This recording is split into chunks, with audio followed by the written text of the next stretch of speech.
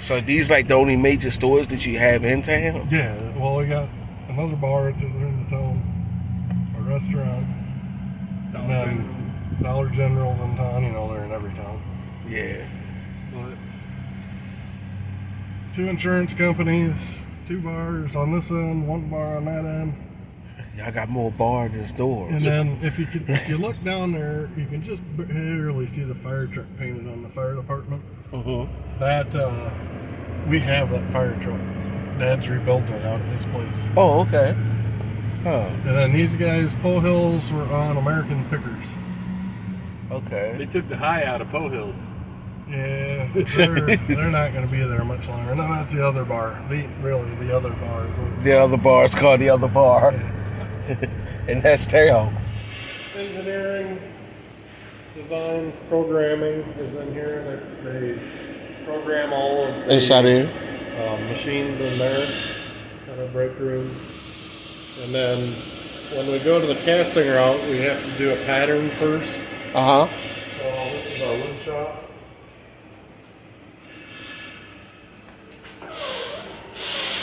He's been working and sanding on some stuff right now. That's going to be a pattern that we're going to end up making. Okay. But a lot of woodworking and we machine the patterns now. We don't do them by hand. Okay. So we do them in layers and then machine. Okay. Told you it'll be some of the finest sand. This shit this is like dust. And this is what y'all make the molds out of it. Well, When it runs through with the 2-part chemical and goes up the hopper, it comes out like cookie dough. And feel how hard that gets? right. But And it's just brittle though. well, when you do a big form, it's solid. I'll show you bet. that side one. Just check out. Those are alignment Okay. risers and runners. So we take the wooden pattern, set it in the wooden flask, we run sand around it, and pull the pattern out. We put a wall thickness lag around it. We run the top, we split it, pull the wood, and we pour at that point. So it's pretty basic foundry setup. Yeah.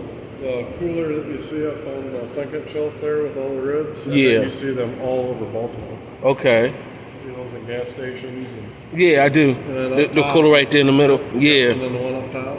Okay. So under that foam cooler is a master pattern that makes all the molds. Make all the molds for the foam coolers.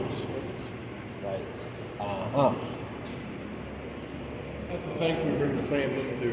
So we pump that in out of that semi-trailer into a hose that's outside. And it comes into this thing right Fills that here. tank up. And you said this tank was the one that exploded? This one right here, they over pressurized it. Yeah. And it took that C-channel and bent it and blew the lid right off of it. Solid weld. And it actually ripped the anchors out of the floor. This threw it on the floor. And we had 30,000 pounds of sand on the floor. That's crazy. Yeah, it was nuts. The guy just unhooked the shit and took off on the Oh, that's fucked up. Yeah, it was. Yeah. The next row up is actual castings. Huh. And that's for a customer that does repeat, so we always pour a couple extra. Because if we send it to 6 plants, it's bound to have one break. So instead of having to rerun one piece, we keep some spares on hand in case they need to have a replacement.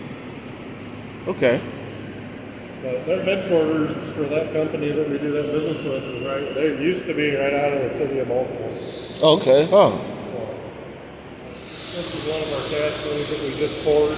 Right. Just took it out probably yesterday or today, and he's getting ready to start doing the rest of the venting on it. I don't know. Venting or front side? Front. So we cast the tower, and we set up the back side. Put all of our tie downs in it. And he's putting little jigs on it. He's going to set that on a pin. So here and there, we'll lock that into a pin. Clamp it down, and then we'll machine the front side. Okay. And then we'll drill a gazillion holes in the side of this before it's done.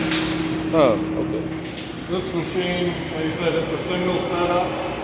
So one of the main things that we do when we build our molds, we make a support box. All right. It's nothing more than a support structure that goes between two plates. Okay. A lot of times they're drilled and tapped both ends. So this machine will bar feed in, drill and tap and face, and then do a cutoff. This part's done. But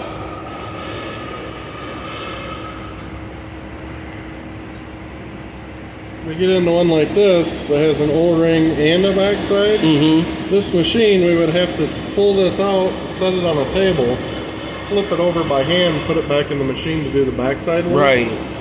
So what we do now is we've got the dual spindle machine here, and he's loading up some holders in there to do the next run. What are you making next? How to make them special bosses for that tabby that they couldn't get turned down on. Yep. So this machine, we got a main spindle. I'm gonna have them pop in here really quick. I'm gonna put some of it. You want to see the second spindle? So we got a main spindle that's feeding just like the regular. Mm-hmm. Get around the corner then. And this way. Yeah. There's a sub spindle, so we transfer to the back spindle. We drill and tap all the backside work. Yeah. And no touches on those parts anymore. Okay. So it eliminates that busy. This machine just does it without the touch. Okay. So Huh. our rear brace stops, the little 370s. Yeah. Those rear brace stops, even the fancier ones that hold the center bar, those are all turned on this lathe. Okay. So we've got live tooling. So we got regular fixed lathe pieces, and then these are just like running a mill. Okay. They're run at a speed, so we can mill this way or this way. Huh. So we can do. That's what we're cutting all of our flats on for the hexes. We'll come in and we'll actually machine that hex on. How many bits do y'all go through on that thing? Actually, not too many. It's pretty good. Yeah. Huh. Yeah, it's pretty good as long as we're keeping it balanced and everything's set up good. Okay. Huh. These are all jig plates. These are how we set up our next parts, and it's all pinned and locked into our machine. So every one of these plates has a dowel location. So we drop our pins in, we dowel it, and then we tie down. And then whatever we want to tie down to it, we just lay that out on the software. Mm-hmm. And then this goes up on any one of the machines within that alignment plane. Okay. Big piece of billet we're cutting right now. This is for a raft mold for doing grow trays for like lettuce and whatnot. Okay. There's all those holes. The front side's going to have a lot more detail to it. About 90 hours this weekend. That seems like a lot. 45 hours apiece. Huh.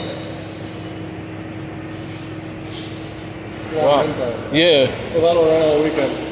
Wow. He'll come in, change the part over, and let it keep running. And let it go all weekend.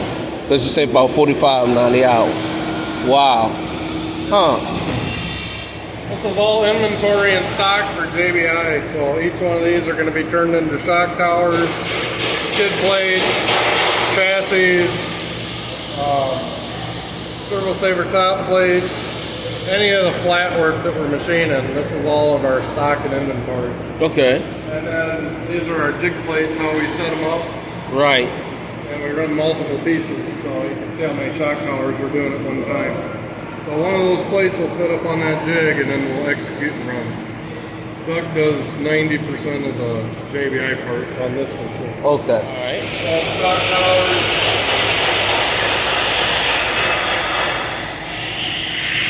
Front end of the chassis. It's like go no-go gauge. Right. So we slide it over, do all the holes aligned. Yes, okay, it passes. Okay. When we bend the chassis, we bend to a jig, and then we also have an assembled diff that we set in position to make sure that we're flush. We're flush just to make sure that the bend's accurate. That's right.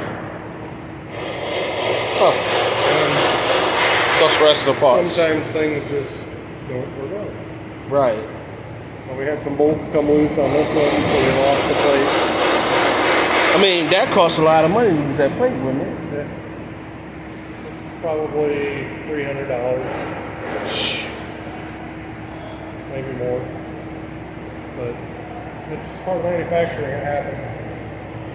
Oh, this a race plate. Yeah, that's One of the race ones. Yeah, I could see the 2 battery trays on the side. Yeah, so something came loose on the cross up. Yeah. We did a Kanban run. So these are the What the 20 millimeter extenders? 376. So yeah, it'll be a 17 plus 20. Yeah. Okay. So those are all done.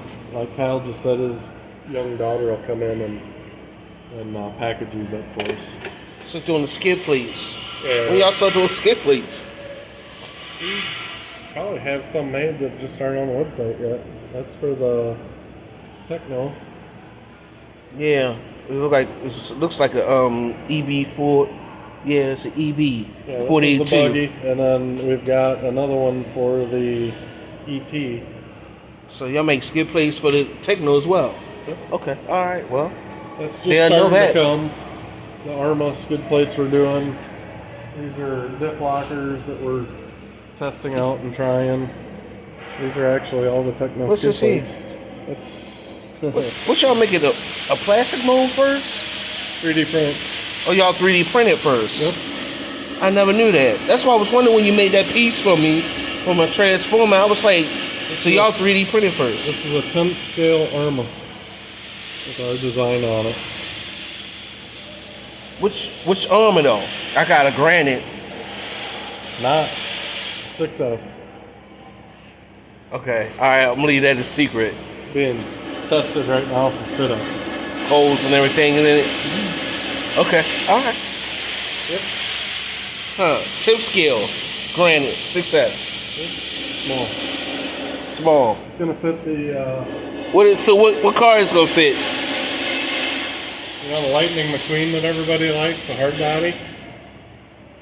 Okay. All right. These are all chassis, all wrapped, ready to go. We'll grab those and throw some of them in the truck. So all these are Arma chassis, or you've been making sledge chassis as well?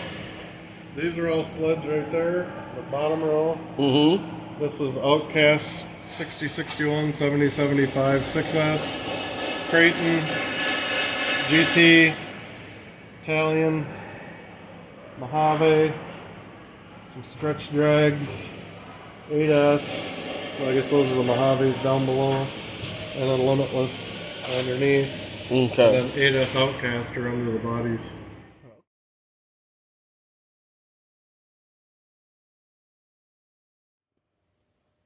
So y'all gonna be doing like online, also sell online as well? Okay.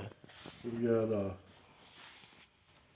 EVS HobbiesUSA.com, the new storefront. So would that be all that be under JBIRC or just JBI is going to end up under this. under that? Okay. So what I want to do is I want to get this to be the main distributor, Uh-huh. and then kind of shut down the direct link with customers in JBI. Right. That way I can't get like 30 people calling and wanting all these specialties made. Right. They're going to call me and get a hobby shop, and they'll be like, okay, I'll talk to JBI. This was Haytax he gave it to. Yeah. And then the Corvette body that's on that one, he built. I took parts down to him and he built that for me. Yeah, I looked at the bottom. Who did the paint job? Who plastic dipped it? Is that plastic dip? No, it's actually anodized. Yeah. They did it up in Michigan. That's neat as shit. You sell parts like that, don't you? See the drive line in that? Yeah. That's radish difference. Carbon fiber, chrome moly, titanium. Built that for me. That's the Cross RC. Yeah. And he built it for you? Yeah. I spent like 4 hours putting those tires together. And Yeah, because there's a lot of tiny screws in it, ain't it? Psh, man, I know. Believe me, I know. That's about it. And then my Big Daddy. Yeah, I see the grill. Big Daddy smoker. Yeah, I see the grill that you've been bragging about. I got the little baby one at home. Okay. This is the Big Daddy. I got to put a new part on it. You said to put a new part on it. Yeah, the bottom. See the wheels on that? Yeah. Piece of crap. That's what was on it. That's what it came with. Factory. Those little dicky wheels. The blue. I blew Yeah, the that wheel. thing's too heavy. I blew the wheel off of it, the wheel bearing, in like 2 months. So you had to put the big ones on there. I had to put it on the overhead hoist and pick the thing up. Then I leave work the other day and So you my brand new spatula smacked on you. Yeah, they fessed up the brake in it. Bastards. But That's where you cook all your briskets, huh? it's got another rack in here so you can double rack it. Freaking heavy. And then Hell yeah. I custom added. It smells flavorful though.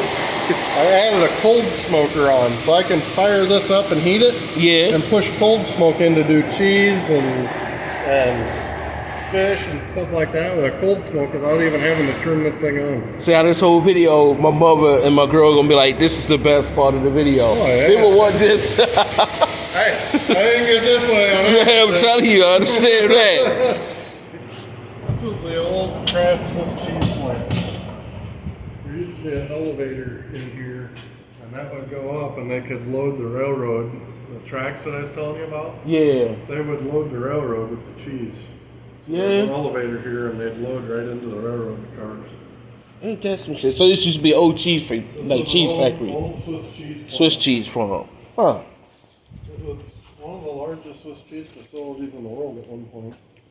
And then they shut this down. They spent like $3 million in the building the year they come in and shut it down. 36,000 square feet? Yep. Old cheese factory. Old cheese factory.